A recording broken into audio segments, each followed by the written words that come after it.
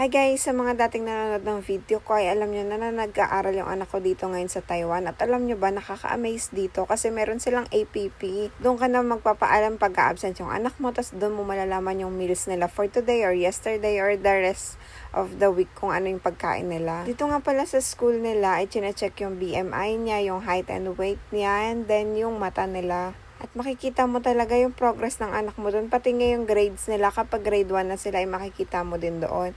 Kapag kindergarten kasi, hindi mo pa makikita yung grades nila since wala pa nga silang grading system dito. So guys, ito yung APP ng school nila. Ayan, makikita mo yung name ng parent and then yung name ng student, kung ano number siya sa school. Guys, ito naman yung health check-up nila na information. Ayan, yung BMI. Makikita nyo kung below average or above average ba siya. So si Jada, below average yung weight niya, pero yung height niya is above average na. Alam mo si Jada, sobrang lakas kumain yan kaso sobrang likot din, kaya yung lahat ng mga pagkain kinakain niya yung nalalabas ng energy niya siguro. So guys, yung BMI niya ay nasa normal range, tapos yung eye naman niya ay normal din yung vision niya. Left and right nga pala yun. Ito naman po pala yung itsura kapag nagpapaalam ako dito sa APP kapag absent si Jada. For example, may sipon siya, may ubo. Maliban nga pala sa APP ay meron silang line group kasama yung parents and teacher. Tapos doon din sila nagsisend ng mga picture ng mga bata. At doon sa APP ay makikita nyo din pala yung mga pagkain nilang schedule for today. At saka kapag may allergy yung anak nyo, pwede nyo sabihin sa teacher na bawal siya sa ganito, bawal siya sa beans. Kung pwede naman pabaunan yung bata, pero mas maganda kasi kapag doon din siya sabay kumakain, basta alam na ng teacher na bawal siya sa pagkain na yon.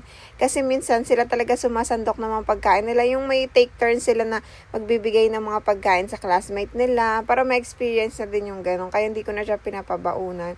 Simula nung pumapasok siya, is nagbimili na talaga siya sa school. Tapos doon nga pala sa APP ay makikita nyo kung magkano ba yung tuition fee ng anak nyo, kung magkano yung na-discount nyo, kasi meron sila ditong discounted from government. So guys, ito yung sinasabi ko, makikita nyo yung BMI ng mga bata, tapos may date yan kung kailan ang exam.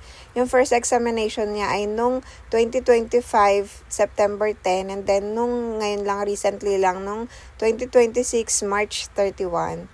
So, ang weight niya ay tumaas siya ng 1.7 kilogram. Tapos yan yung mga range ng growth niya. Kaya sobrang bilib ako dito kasi tignan nyo naman, no, may mga eyes check-up pa sila dito. Tapos may fluoride pa sila every 6 months. O diba, the best talaga yung healthcare nila dito para lalo na sa mga bata. Sa next video ko naman ay didiscuss ko po kung magkano ba yung binabayaran namin dito sa may public school sa may Taiwan. Kasi dito kapag pumapasok yung mga bata sa school, wala na silang daladalang gamit kapag kinder Dito kasi sa may kinder dito sa school ni Jada, wala na silang dinadalang anumang gamit kapag pumapasok. Maliban na lang dun sa bowl nilang kainan nila at saka water bottle. Kasi lahat ng materials ay nasa school na, kaya less hassle sa mga bata.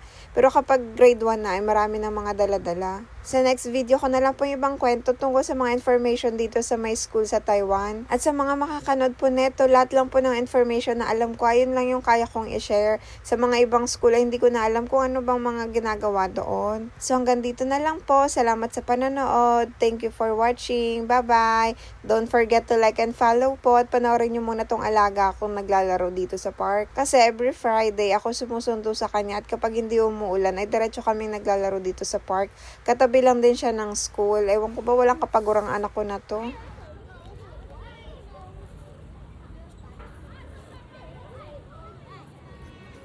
Let's go, babe!